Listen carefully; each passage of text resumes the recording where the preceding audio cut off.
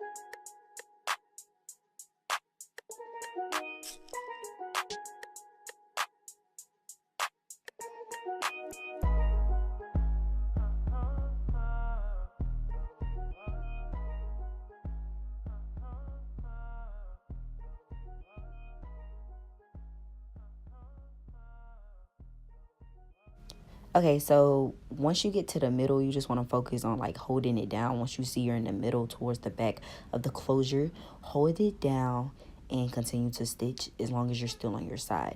Now, a lot of people like to go all the way around and stitch to the front, just in a circle, like a normal sew in. But me personally, I like to stitch half and half. I like to do one side and then do the other side. And it just helps me just in case I need to, save the closure by any way I have any lumps or anything in it. I just need to see it, or I might need to fix it, and I can fix it like that. That's my personal preference.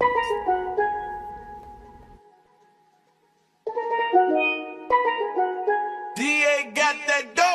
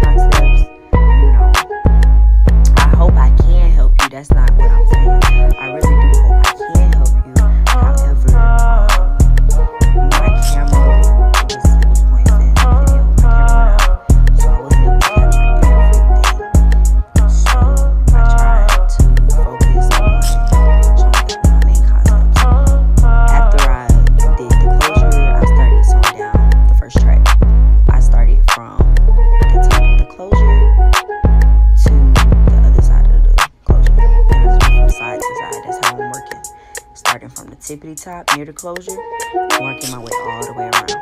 So I just sewed it completely in from side to side. I don't recommend trying to sew it down any other way because I like for my hair to look full. A lot of people do the double method, which is just basically, I don't even know if that's what it's called, but it's basically when you double up the threads. So I actually single wetted all of my hair, and I had about 3.5 bundles, and I didn't even use all of my hair, but it worked for me. It was great.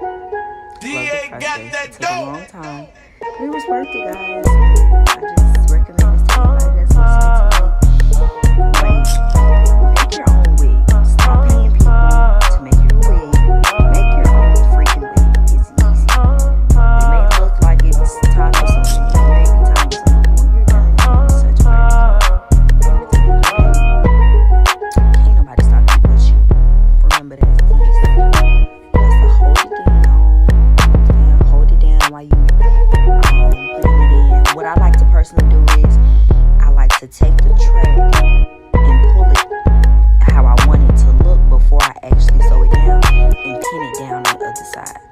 So it's just gonna hold that track in place. So all I gotta do is just come around and with it, like literally stitch it, like literally just come around and stitch it, and it makes the process way quicker.